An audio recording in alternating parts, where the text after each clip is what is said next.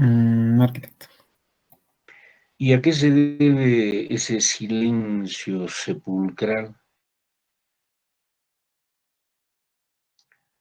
Yo sospecho que el único que está presente en este momento es Yuliño Cristian, nada más. Los demás ya se han retirado.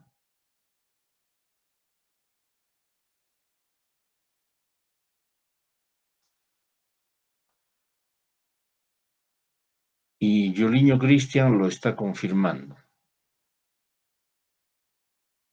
con su silencio también.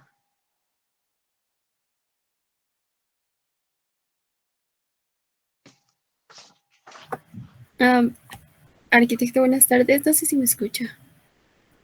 Te escucho. Yo quería consultarle sobre el tema que está en el caso de la... mencionó la indagación histórica. ¿Este Sí, tiene que estar documentado en caso de un análisis urbano? Porque puede que en algunos no se encuentre los documentos o tal cual cómo se ha dado la evolución dentro de la ciudad, no completos. claro, es posible que se presente de esa manera, pero lo recomendable es que efectivamente haya un documento que muestre la postura del equipo respecto de su percepción en términos de la evolución de la ciudad, cómo se ha presentado la ciudad, qué aspectos significativos han determinado su avance, su retroceso, ¿no es cierto? Y de qué manera esto está determinando la situación actual. Y toda esa información es absolutamente recomendable registrarla, ¿no? En términos de documento. Porque el equipo puede decir, bueno, conocemos muy bien, sabemos muy bien, hemos indagado, pero no hay mayor necesidad de incluir esto en el documento final. Y no es así, ¿no? Lo más recomendable es que efectivamente todo se transforme en documento, porque de ese modo podrás tener evidencia, ¿no?, de haber cumplido con el estudio de aspectos muy particulares. Porque es una cosa es decir, pues sí, hemos analizado la evolución histórica, y otra cosa es mostrar, ¿no? Aquí está el documento que explica el modo de entendimiento del proceso evolutivo del centro urbano. Eso es lo recomendable. Muy bien, ¿más preguntas?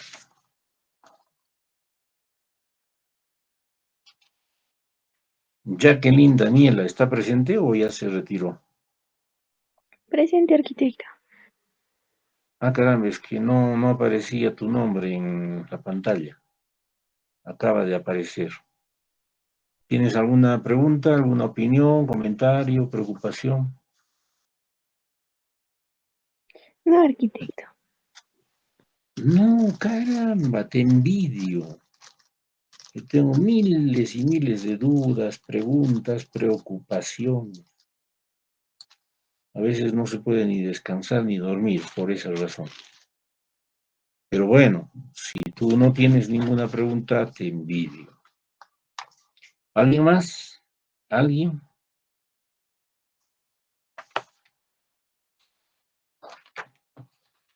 De no ser así, pasamos a ver el aspecto puntual que les había comentado en términos de procedimiento.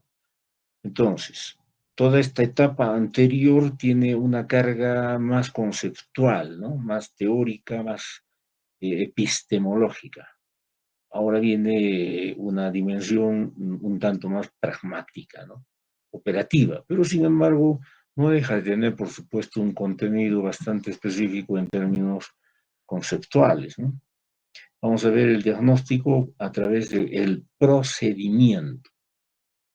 Para entender la propuesta que vamos a formular, vamos a partir justamente de indicar que los pasos, las etapas, las herramientas, los instrumentos que se utilicen, fundamentalmente tienen un objetivo, y ese objetivo es garantizar resultados. O sea, de algún modo los resultados tienen que estar cubiertos en términos de materialización por estos pasos propuestos que van a determinar el procedimiento. Porque a través de esos pasos ya estaremos avanzando en relación con lo que plantea el propio proceso de planificación, ¿no? Formulación de propuestas estratégicas y que las decisiones gocen del mayor acierto posible. Y de ese modo entender que el trabajo conjunto no puede olvidar en ningún momento que está guiado esencialmente por el logro de objetivos. Y esos objetivos son pues precisamente las respuestas a la problemática urbana que se esté detectando y de alguna manera también puedan orientarse hacia la garantía del bienestar social. Entonces, en conjunto, esa es la estructura conceptual de introducción para poder formular precisamente todo esto que vamos a llamar procedimiento. Y precisamente allí está también una respuesta ampliada a lo que había señalado Charlotte Yesenia, ¿no? La base histórica, la indagación de evolución de la ciudad, etc. Ese es el primer paso. Y es un paso que a veces suele darse por sobreentendido o no se le incluye en el documento o se pretende sugerir que se conoce lo suficientemente bien como para prescindir de ello en términos de inclusión en el documento final. Pero la recomendación nuestra es que se incluya en el documento y se materialice como una parte importante de ese documento. A esto le llamamos, aun cuando tenga una cierta característica un tanto distinta a las demás, le llamamos la determinación de la base histórica. Hay una base histórica y esa base está permanentemente actuando en relación con la problemática de la ciudad. Y aquí lo que se incluye fundamentalmente es todo lo que tiene condición de referente y que se registran y que de alguna manera permitan comprender del modo más preciso posible la circunstancia histórica y el devenir histórico del área de estudio. Entonces, comprendemos el área, entendemos el área, podemos perfectamente configurar su estructura particular, pero a través de los datos históricos, ¿no? Las circunstancias históricas. Y como estamos hablando de circunstancias históricas, debemos entender que allí se debe incluir información perfectamente garantizada en su validez. Aquí no queda la más mínima posibilidad de especular. Tenemos que certificar que lo que se incluye es una garantía informativa.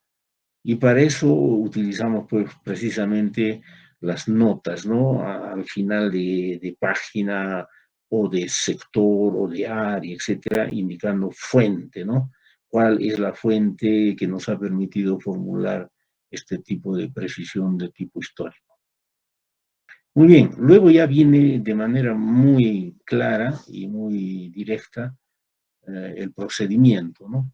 El primer paso vendría a ser lo que se define como delimitación del área de diagnóstico. En realidad es una tarea bastante sencilla, ¿no? Más práctica que conceptual y teórica. Inclusive más que práctica, gráfico, expresiva y representativa, ¿no? Entonces, ¿es una labor exigente? Sí, claro, pero es una labor sencilla. Y es exigente porque se tiene que trabajar ya pues con documentos gráficos, ¿no? Entonces, yo voy a ubicar un plano, voy a ubicar documentos gráficos referidos al sector en el que voy a trabajar y allí voy a incluir inmediatamente datos dimensionales, ¿no es cierto? Y tendré que hablar pues en términos de perímetro, de área, de distancias, etcétera, etcétera. Todos los datos dimensionales que me permiten señalar con claridad el área de trabajo. Y eso nos permite formular lo que se llama en términos prácticos el polígono de análisis. Es decir, yo tengo que cerrar ese polígono, ¿cierto? Trazo todas las aristas que debo incluir y finalmente cierro el polígono.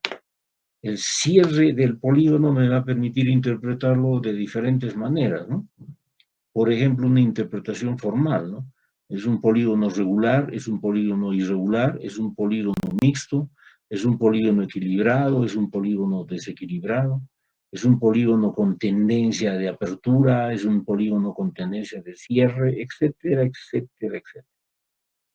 Ese polígono de análisis exige entonces la mayor precisión posible y el mejor modo de expresión gráfica. ¿Qué quiere decir? Que nosotros tenemos que mostrar nuestras habilidades expresivos representativas, ¿no? En términos gráfico-esquemáticos. Y se supone que ahí no hay ninguna dificultad porque somos pues, expertos, entre comillas, ¿no? Para todo lo que significa el gráfico, el esquema, la representación de una condición, ¿no? Espacial, territorial, etcétera, etcétera. Y sin embargo, se ven pues deficiencias en este aspecto. Mala representación, información incompleta, mala lectura, etcétera, etcétera. Y eso se tiene que superar, pues por supuesto. Entonces, esa es una tarea bastante importante. Toda la información necesaria. Si tú me muestras un esquema gráfico de esta naturaleza, donde estás determinando el área de diagnóstico, y yo veo que no me muestras el norte magnético, entonces pues lo que debiera yo hacer es rechazar esa información, y listo. No se acepta. Pues. Por lo tanto, no puedes proceder pues a trabajar en tu tarea de diagnóstico, ¿no? Que es inaceptable, ¿no? Y así por el estilo, mucha otra información que resulta bastante pertinente incluir en este tipo de tarea. Muy bien, viene una segunda etapa que se define como acopio de la información. Su propia denominación lo explica, ¿no? Aquí se trata de explicarnos a nosotros mismos de qué modo vamos a manejar la información. Esa información, en primer lugar, tiene que ser caracterizada en términos cualitativos o en términos cuantitativos. Todo lo que nos remite a dimensiones, áreas, distancias, etcétera, se retira hacia la información cualitativa.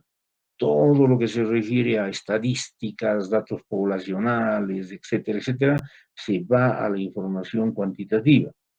Pero cuando yo empiece a hablar de la naturaleza del espacio, la naturaleza del territorio, las condiciones de esa población, las características de esos grupos etarios, entonces estoy hablando ya pues de información cualitativa. Entonces, en suma, tienen que incluirse allí todos los aspectos que van a participar en el proceso de formulación del diagnóstico. Todos. Quiere decir, hay que hacer lo posible por no dejar de lado ninguno de los aspectos. A veces uno cree, especulando y actuando de manera un tanto precipitada inclusive, que determinada información no es importante, no es relevante, y total, la podemos dejar de lado. Y no es así. Es preferible pecar por exceso antes que por defecto. Porque si tienes exceso de información es muy fácil pues depurar, ¿no? La información. Pero si tienes defecto ya tienes un tremendo problema. Identificación de la problemática o condición conflictiva, ¿no? Hacer lo posible para que la información nos esté ya ayudando a comprender cuál es la condición de conflicto mayor en la problemática general. Por supuesto que en una estructura urbana hay multiplicidad de situaciones conflictivas, pero esas tienen que ser pues jerarquizadas, priorizadas. Hay unas que son más importantes que otras. Hay unas que requieren, demandan atención urgente, mientras otras todavía pueden tomarse la licencia de esperar un tiempo, en fin, para poder ser atendidas. Entonces, saber reconocer, ¿no?, de qué modo se está presentando una situación de extrema conflictividad y de qué modo tiene que ser atendida esa situación a partir fundamentalmente, por supuesto, de la comprensión de su naturaleza interior y exterior. Y todo eso es resultado de la información. Entonces, este es un punto importantísimo porque a mayor información, mejores posibilidades de lograr los resultados más convenientes. Y a menor información, por supuesto, pues deficiencia en la formulación de los pasos posteriores, ¿no? El diagnóstico, las estrategias, las decisiones, etcétera, etcétera. Muy bien, el siguiente aspecto vendría a ser, en términos del diagnóstico, la organización de la información. Porque una cosa es acopiar información, otra cosa es organizar información. El acopio de la información se puede presentar de un modo absolutamente desordenado, no hay ningún problema, ¿no? Porque se trata de eso justamente, de acumular. Recibimos permanentemente la información y la estamos reuniendo en un lugar determinado. Luego de eso pasamos a lo que se define como organización de la información. Esa información tiene que ser estructurada, ¿no?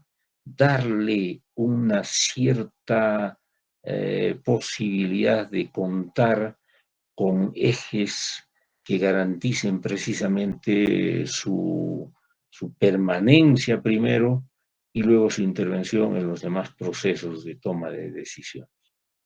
Entonces, se estructura la información, se entiende la naturaleza de componentes de esa información y se les va ubicando en lugares que cada uno de los equipos determina o decide, ¿no?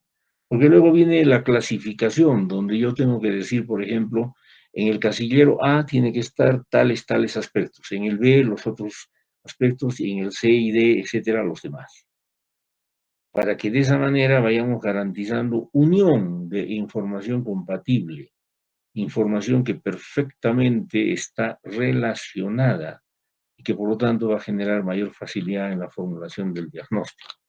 Pero si yo voy a mezclar la información sin mayor preocupación por esta intención de clasificación, entonces eso va a generar dificultades en la formulación del diagnóstico. Luego viene la jerarquización. En esas estructuras ya de clasificación, yo tengo que reconocer cuál es la información más influyente, cuál es la información menos influyente, cuál es la información más relevante, la menos trascendente, cuál es la que va a generar mayor influencia, cuál es la que va a generar menor influencia. Sin que esto tenga que significar importancia, no es importancia. Es simplemente reconocer de qué manera va a actuar esa información. Y por último, caracterizar contenidos, ¿no? Entonces, la información en muchas ocasiones se presenta de manera genérica. Yo tengo que especificar esa información. Y para poderla especificar, el primer paso es justamente poder determinar la naturaleza de la información. Yo recibo información y digo, esta es información esencialmente de orden social y además nos está mostrando, de algún modo, procesos evolutivos de la ciudad. Y que finalmente concluye en la insinuación de influencias en términos espaciales en la ciudad. Eso ya significa caracterizar la información. Y finalmente, y eso es tal vez lo más complicado, lo que mayor esfuerzo exige, resulta muy laborioso, y mucha gente prefiere obviar ese aspecto o lo desarrolla de una manera poco eficiente, en fin. Vienen a ser los esquemas y los cuadros. Toda la información, en lo posible, por supuesto, y especialmente aquella que sugiere precisamente su transformación, puede ir hacia esquemas. Yo tomo 4 o 5 hojas de información y lo puedo revertir en una página de orden esquemático. Perfecto. Entonces voy a tener doble utilidad de esa información. Si yo quiero trabajar el diagnóstico con el mayor nivel de precisión, voy a recurrir exclusivamente hacia la información ampliada.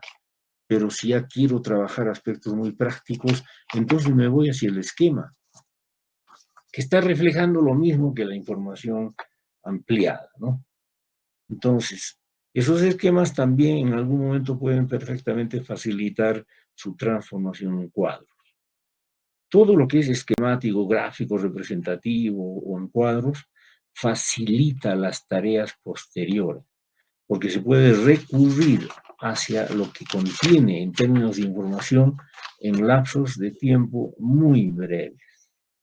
Y culmina nuestro trabajo en el paso cuarto, en lo que se refiere a, o se determina como, análisis-interpretación. Esa es la tarea más difícil. Allí sí se requiere, por supuesto, a los especialistas más calificados, ¿no? Porque aquí ya se está hablando de procesamiento de la información. Yo tengo que leer lo que no está en la información, lo que no está en un esquema, lo que no está en un gráfico, en un cuadro. Pero sin embargo, mi preparación, mi capacidad me permite ver lo que los demás no ven. Y en ese momento lo que estoy haciendo es procesar la información. La estoy interpretando, la estoy comprendiendo, estoy descubriendo lo que allí está presente, pero no es pues evidente. Y por esa razón se requiere de una preparación muy especial. Entonces, ese procesamiento de la información va a ir ya directamente en los resultados que configuren el diagnóstico urbano. Aquí se determina ya de modo absolutamente claro, contundente y específico la situación crítica que se ha determinado, se ha identificado, se ha registrado en la tarea del diagnóstico. Ahí podemos decir, la ciudad está gravemente enferma, especialmente por estas razones. Eso es lo que hace el especialista, ¿no? Entonces, allí es cuando se desenvuelve la tarea puntual del urbanista, el planificador. Ellos son los que van a formular ese diagnóstico y luego van a explicar para la comprensión de los demás las manifestaciones de esa condición crítica, de esa situación crítica. De manera que esto es como el médico, ¿no? El médico trabaja con personal de laboratorio, personal de indagación previa, personal de preparación, personal que puede brindar antecedentes, puede trabajar a través del historial familiar, el historial personal, etcétera, etcétera. Pero tarde o temprano llega el momento en el que tiene que formular su diagnóstico. Muy bien, señor, usted tiene un problema y ese problema es este. Puede ser grave, puede ser bastante atendible o puede ser muy poco considerable, etc. Pero él es la voz autorizada, nadie más lo puede hacer. Un enfermero no puede venir a decir, usted, señor, está enfermo de esto, por esto, por esto. Un analista de laboratorio no puede decir eso. Nadie puede decir eso, solo el médico. En este caso, en el nuestro, solo el urbanista, solo el planificador, que dice, este es el problema de la ciudad. Y por esa razón se manifiesta de tal manera. Y está en la posibilidad de identificar inmediatamente ya intervenciones. Vamos a intervenir en la ciudad. Exactamente igual que el médico. El señor tiene un problema grave, vamos a operarlo. Lo voy a operar. O le voy a dar un tratamiento ambulatorio, listo. pero todo está dirigido por el mismo objetivo, resolver el problema. Muy bien, allí culmina lo que se refiere al procedimiento para la formulación del diagnóstico y ahora tenemos que ver paso a paso estas componentes, ¿no? Para que ya quede bastante claro, por supuesto, el modo de acometer la tarea de la formulación del diagnóstico. Preguntas antes de pasar al siguiente aspecto. Preguntas, comentarios, críticas, opiniones, dudas.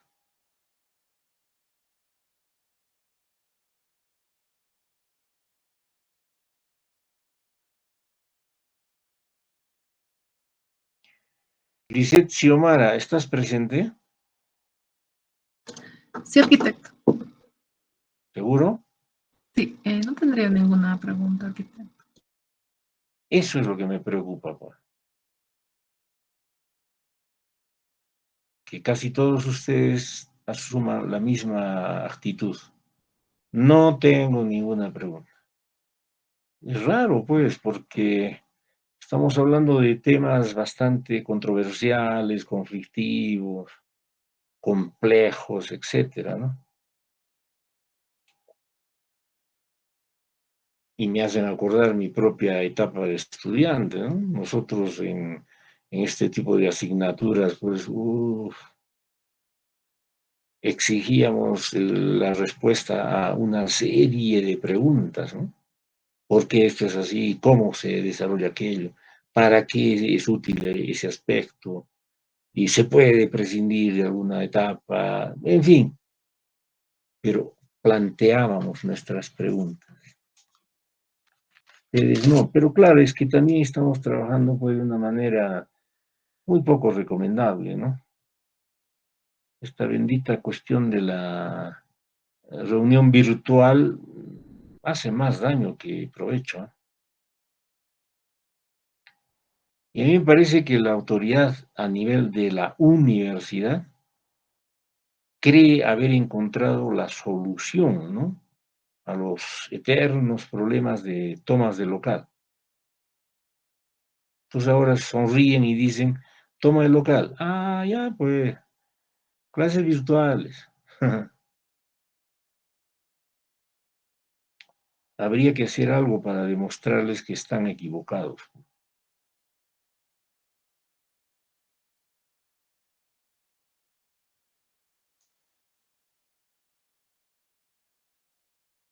Nuevamente, invitación a ustedes. ¿Alguna pregunta, algún comentario, alguna opinión, alguna preocupación?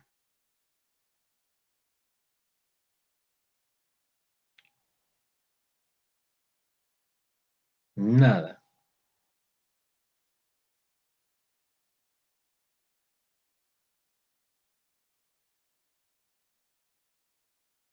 Vamos entonces hacia el siguiente aspecto, ¿no? Con el que debemos ya completar precisamente los contenidos que deben garantizar el desarrollo de un diagnóstico urbano. Ahora vamos a hablar de aquel procedimiento que ya hemos señalado, aquellos procedimientos que hemos señalado, pero en términos de componentes. Entonces, como ven, es una tarea de más a menos, de lo general a lo específico, de lo complejo a lo particular, etcétera, etcétera. Y me parece bastante conveniente trabajar de ese modo. Veamos entonces a qué se refiere el diagnóstico en términos de componentes. Lo vamos a hacer en función de pasos, ¿no? Un primer paso es delimitación del espacio de estudio. Muy bien. Tenemos ya la idea general, ¿no? Es decir, cómo cercar el área de trabajo. Y también entendemos que es recomendable trabajar en función de un paso previo que podemos determinar como base histórica. Precisamente esa base histórica nos puede llevar a una serie de componentes. Vamos a ver algunas de ellas.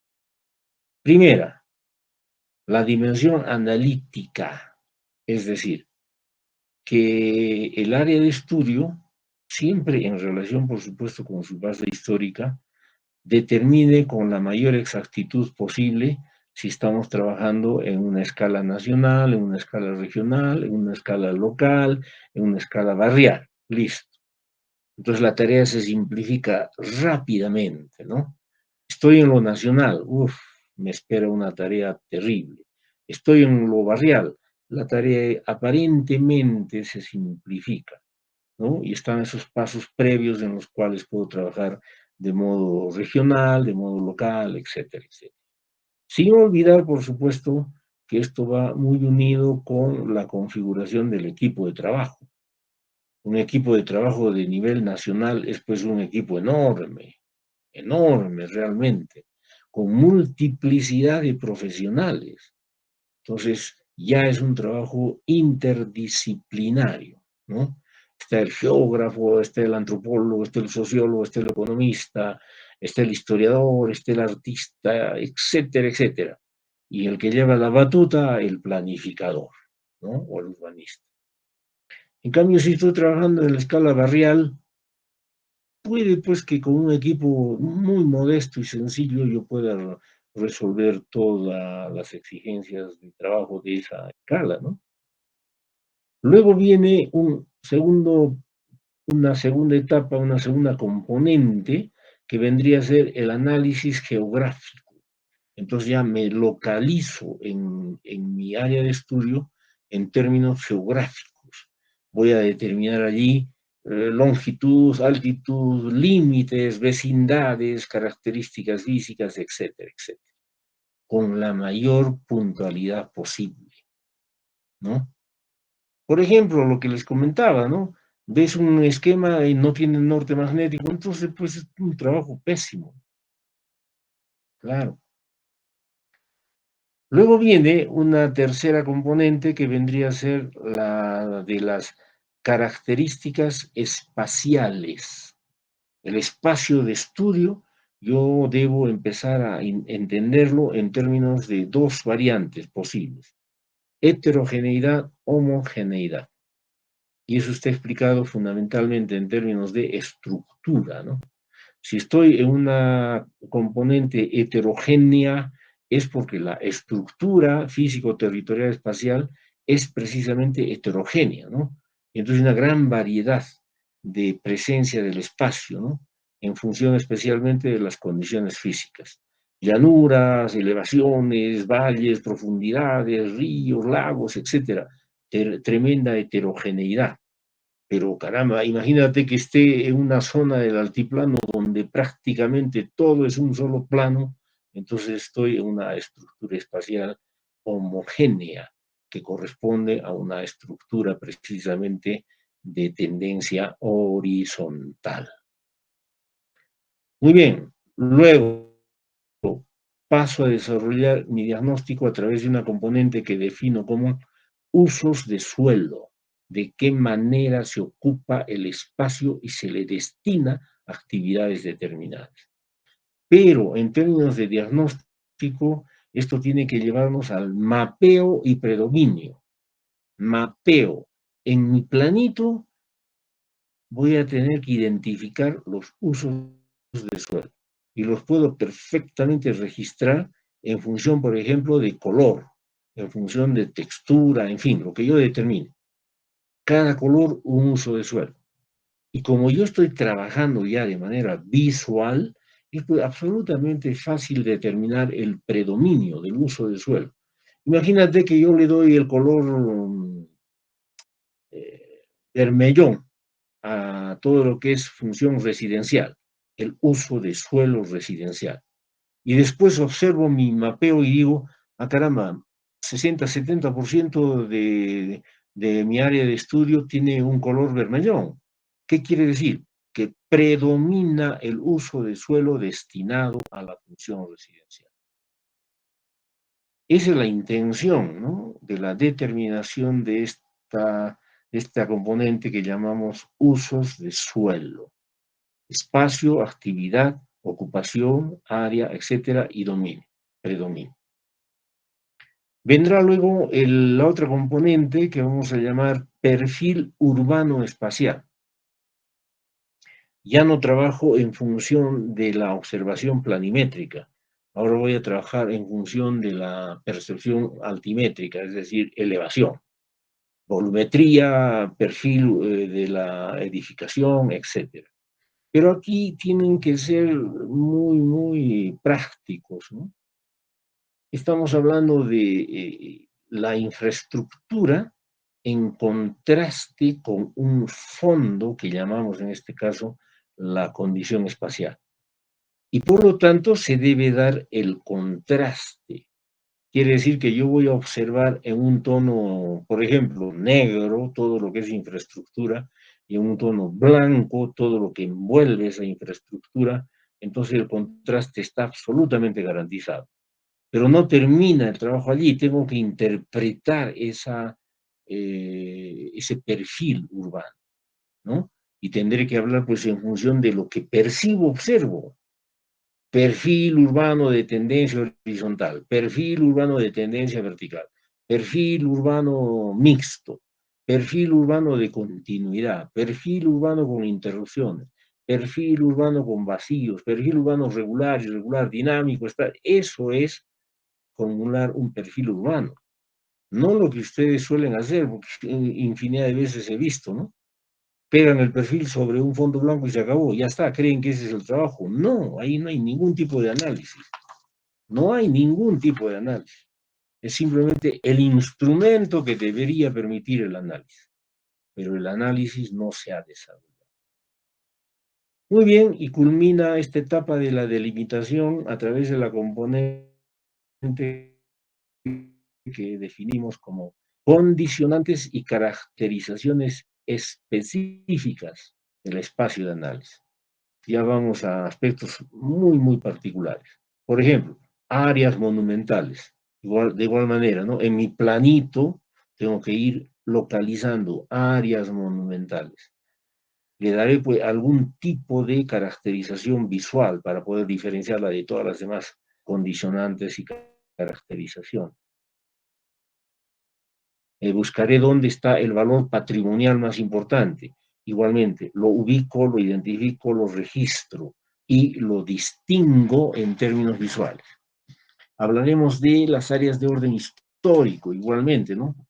Basta con entender que con información precisamente de mi base histórica, yo voy a señalar y decir, aquí tengo una capilla, aquí tengo la catedral, aquí tengo la plaza principal, aquí tengo un arco histórico, listo, ya estoy reconociendo aspectos importantes de localización y ubicación. Viene lo que se llama reserva natural, entonces ya no me preocupo estrictamente del espacio de estudio en términos de infraestructura, sino fundamentalmente de condiciones ambientales, ¿no? Como lo que sucede en un medio como el nuestro, pues. La bahía interior del lago es pues inmediatamente una reserva natural, ¿no? Si observo un bosque interesante, importante, que debe preservarse, mantenerse, estoy hablando de una reserva natural. Yo veo un espacio destinado a la presencia de especies animales importantes, típicas de la región, estoy frente a una reserva natural. Y todo lo estoy registrando, identificando, localizando y caracterizando visualmente. Hablaré de áreas de valor paisajista. Probablemente todo el borde de la bahía interior en Puno, por ejemplo, es pues un sector de gran valor paisajista. Si me voy a la estructura física, geológica del Cerro Huaxapata, estoy pues frente a un gran valor paisajista. Y finalmente, incluir allí en mi trabajo de registro e identificación la actividad comercial intensa, si es que se presenta de ese modo, intensa. Entonces, de igual manera, voy a localizar, registrar, identificar y caracterizar en términos visuales. Puede que allí sea recomendable trabajar en términos de presencia de actividad comercial intensa permanente o actividad intensa comercial eventual. Listo, perfecto, igual, se registra y se identifica y se localiza. Con eso concluye todo lo que significa el paso 1, delimitación del espacio de estudio. Viene el paso 2, que ya lo hemos mencionado, pero ahora lo vamos a desagregar y tenemos que trabajar en función de recopilación de información. Esa recopilación tiene dos variantes, a la que se le puede agregar una que a veces es importante, a veces puede aparentemente sugerir que no tiene mayor relevancia, ¿no? Pero es preferible, como hemos dicho siempre, pecar por exceso.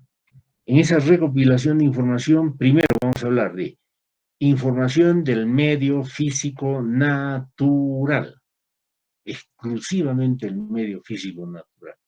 Allí hablamos de clima, aguas, vientos, suelos, topografía, relieve, valor paisajista, vegetación, fauna, riesgos naturales.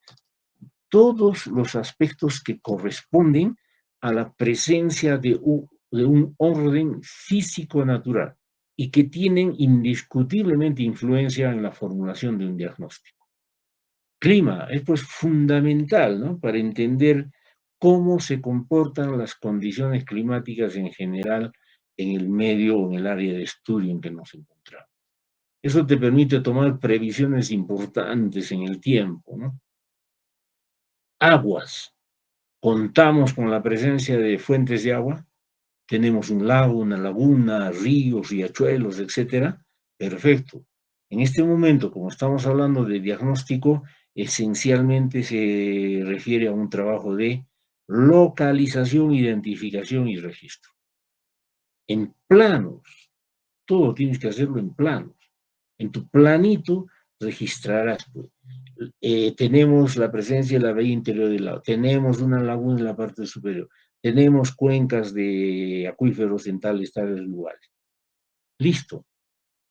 Vientos, ¿de qué manera se comportan los vientos? ¿No? Hay vientos intensos, medios, tenues, etcétera. ¿Cuáles son los más influyentes? Influyentes. ¿En qué periodos se manifiestan con mayor intensidad, etcétera? Y por lo tanto, ¿de qué modo está actuando esta variable en términos de configuración de la estructura urbana? Eso es importante para tomar medidas, no para decir, sí, Puno es una zona ventosa, ¿y para qué me sirve eso? Tomar decisiones, tomar medidas, tipos de suelo, etcétera, ¿no? Para determinar infraestructura, espacio público, etcétera.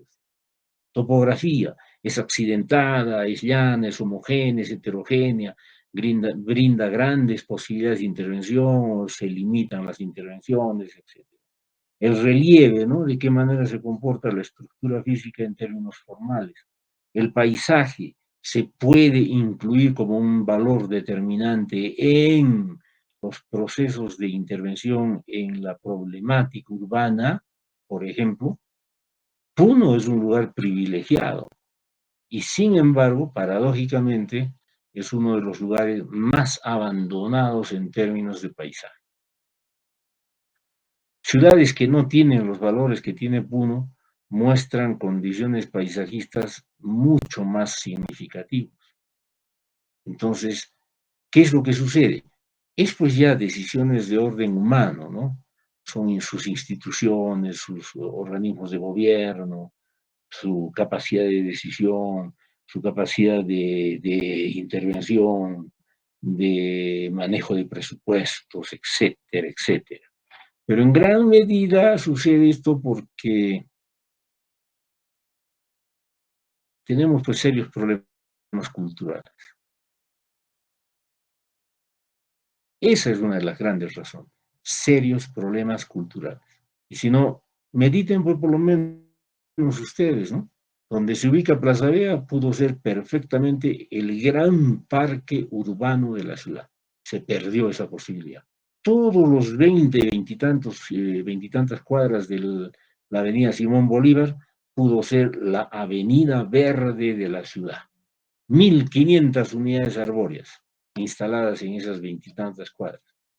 Se ha perdido la posibilidad. ¿De dónde viene todo ese tipo de problemas? es un problema cultural. No tenemos idea de lo que significa el valor paisajístico en las condiciones ambientales en la ciudad. Y creemos que todo se reduce a cemento, dinero, comercio y se acabó. Bueno, ya pues las consecuencias ya las estamos pagando, ¿no? Allí se va a incluir, por supuesto, la vegetación, recursos arbustivos, arbóreos, florales, etcétera, etcétera, ¿no? Tener un conocimiento claro de cómo se deberían distribuir esas masas verdes para generar una ciudad verde. Todo lo contrario de lo que sucede en este momento, ¿no?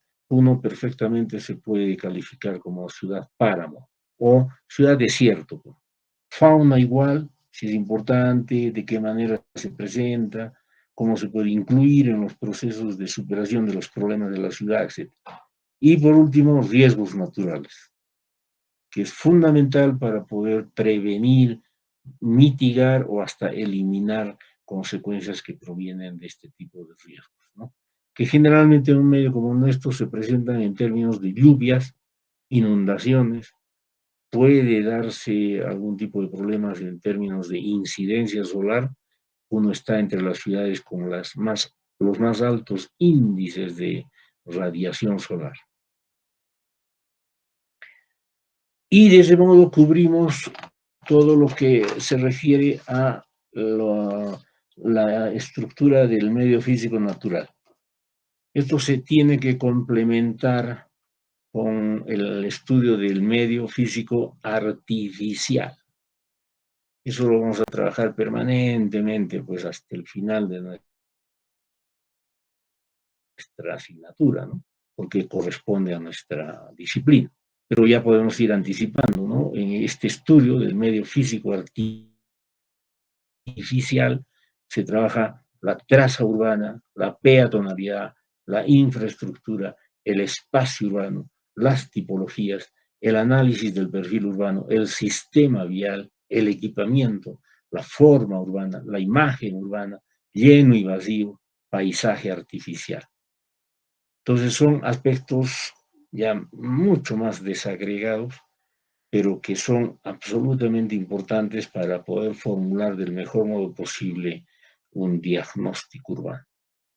Veamos, por ejemplo, la peatonalidad, ¿no? Uno es una ciudad que ha perjudicado permanentemente al peatón. Lo ha ido desplazando, lo ha ido rinconando, lo ha ido relegando en favor de la máquina. Es una ciudad pensada, imaginada para el vehículo, antes que para el peatón. Mientras las grandes ciudades en el mundo entero están recomendando, luchando, promoviendo la recuperación de las ciudades fundamentalmente para el peatón. Y que la máquina pase a ocupar un segundo lugar.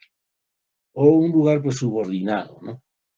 Pero que en esencia el peatón debe ser el motivo fundamental de todas las tomas de decisión de orden urbano. Entonces, ¿qué significa, por ejemplo, la peatonalidad? Que Puno ya hace tiempo ha debido pensar, o por lo menos empezar a imaginar, que no es suficiente con pasajes peatonales, eso ya no sirve. Las grandes ciudades ahora están trabajando en función de áreas urbanas, áreas. Y dependiendo del tamaño de la ciudad, por supuesto, se propone también el tamaño del área urbana. Puno ya hace tiempo de pensar en incluir en un sector urbano un área urbana peatonal, el Jirón Tacna, el Jirón Moquegua, el Jirón Arequipa, el Jirón Lima y probablemente hasta el Jirón Ilave. Y en el sentido longitudinal, probablemente hasta donde llega el Parque Daniel Alcides Carrión y el Parque del Arco Deusto, ¿no? Ese puede ser perfectamente el área peatonal de la ciudad.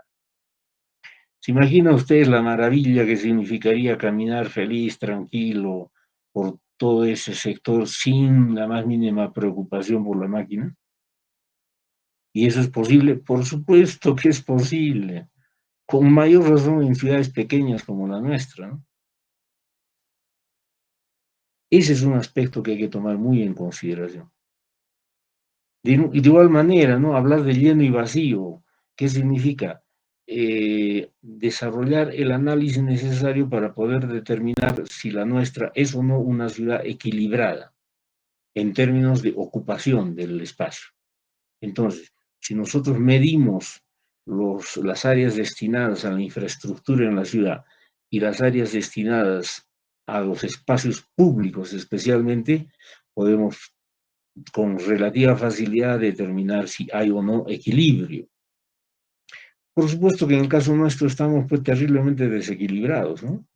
Las recomendaciones a nivel mundial de metro cuadrado de área verde por habitante, estamos pues lejos de alcanzar, lejos de alcanzar. Pero son esas decisiones de equilibrio en términos de ocupación del suelo y del espacio urbano los que garantizan calidad y condiciones de vida. Muy bien, siempre es recomendable incluir en todo momento fuentes de información, ¿no? Entonces uno termina su lámina, su gráfico, su esquema y en la parte última, final, generalmente en el borde derecho, se coloca, ¿no? Fuente, 2 puntos, elaboración propia. Fuente, 2 puntos, plan de desarrollo urbano, fuente, etc. Siempre es necesario hacer eso para poder diferenciar lo que es tu propia propuesta y tu propia elaboración y lo que proviene de otras instituciones o mecanismos de desarrollo de dicha información. Muy bien, culmina todo este aspecto con lo que se define como los aspectos sociales, especialmente demografía y cultura. Allí se ven aspectos interesantes como los siguientes, ¿no? Características poblacionales, densidad poblacional. Ver la correspondencia entre el área general del espacio de estudio y la ocupación en términos de población, para saber si estamos en densidades altas de ocupación o densidades medias o densidades bajas. Por cierto que si un sector de estudio decide que estamos frente a una ocupación en términos de densidad baja, es bastante favorable, ¿no? Para el desarrollo de la propia vida. En cambio, si estamos frente a ocupaciones de alta densidad poblacional, entonces ya estamos pues, frente a problemas críticos, ¿no? Con todos los problemas colaterales que trae consigo esa condición, ¿no? Ya sabemos pues lo que sucede en una ciudad, por ejemplo, como Lima, ¿no? Puedes ver en Lima sectores donde ya prácticamente resulta casi imposible vivir, ¿no? Porque la concentración de población es tan grande que genera pues inevitablemente conflicto. Se agrega criterios, por lo menos, respecto de los índices de natalidad, mortalidad, morbilidad, ¿no? O sea, tendencias de nacimiento, tendencias de fallecimiento, de función y cuadros especialmente de problemas de salud social, estamos hablando. Entonces, ciudades donde hay una fuerte tendencia de nacimientos tienen garantizada su población, ¿no? Y ciudades donde hay más bien una fuerte presencia de funciones, hay una preocupación para garantizar la solidez de la población en general, ¿no? Si ustedes ven, por ejemplo, hoy en día Japón, o ciudades o países parecidos a Japón, están preocupados, desesperados porque cada vez hay menos población, ¿no? Claro. En todo aspecto, lo más deseable es el equilibrio. Equilibrio. No se trata de sobrepoblar ni tampoco de subpoblar, ¿no? Cualquiera de las dos condiciones genera problemas, ¿no? Luego viene otro aspecto en los términos sociales que habla de caracterización de viviendas, cómo se presentan las viviendas, ¿no? En el sector de estudio. Son viviendas sociales, son viviendas de inversión privada, son viviendas de inversión particular, ¿Hay o no atención en términos estatales, especialmente para los déficits de viviendas o no? ¿Hay hacinamiento, tuburización, promiscuidad, etcétera? No. Muy bien. Si es que hubiese, son problemas que hay que atender, especialmente en relación con lo que estamos determinando como caracterización de viviendas, ¿no?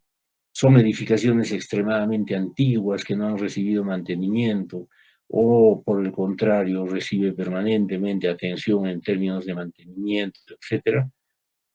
Todo eso se tiene que registrar. Porque luego viene un aspecto que a veces ni siquiera se lo toma en consideración, pero creo que en las condiciones actuales casi resulta imprescindible, ¿no?, atender este aspecto, porque definitivamente es un aspecto crítico. Rasgos de conducta, violencia y delito.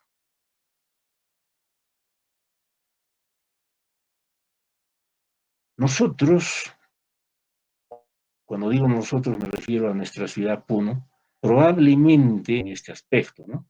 Pero si ustedes se van a Lima, y ahora ya no solo Lima, se van al norte, que se está convirtiendo en un sector terriblemente afectado por la violencia, o se van a Arequipa, que está cerca aquí a un paso del nuestro, entonces van a ver que el problema de la violencia, el problema del delito, es un problema serio, ¿no?, que se define, por supuesto, en términos de seguridad o inseguridad. Nada más. Entonces, la ciudad tiene que atender este tipo de problemas, ¿no? Y, por ejemplo, para que tengamos una idea, cuando sea inicial, hay estudios muy interesantes de cómo el espacio público influye favorable o desfavorablemente en las conductas sociales. Se dice a través de ese tipo de estudios que las ciudades que muestran estructuras ambientales en graves estados de deterioro, abandono, promueven la violencia y el delito. Y ciudades que atienden del mejor modo posible sus estructuras ambientales, promueven la conducta social más correcta, más adecuada. Entonces, no es un caso de capricho, que se ve bonito, no se ve bonito, tiene influencia en aspectos mucho más determinantes, ¿no? Y vendrá también luego atención con otro aspecto a las condiciones de discapacidad, que casi como una moda se atiende hoy en día, ¿no? Todos quieren hablar ahora en términos de rampas, escaleras, ascensores, facilidades para que quienes tienen una condición diferente en términos de capacidad física especialmente, puedan sentirse incluidos en el interior de la ciudad y por lo tanto en el interior de la sociedad. Esto en gran medida determina criterios de diseño, sí, claro, es un tema de diseño también, ¿no?, para ver cómo se conciben espacios fundamentalmente públicos que faciliten las intenciones de inclusión. Trabajar de manera muy genérica en este aspecto social la estadística general, ¿no?, población por grupos etarios, por condiciones de salubridad, por condiciones de educación, por condiciones de ocupación del suelo, etcétera, etcétera. Y por último, incluir allí el aspecto vinculado a tradiciones y costumbres, o sea, cultura en general, ¿no? Perdón, un minuto.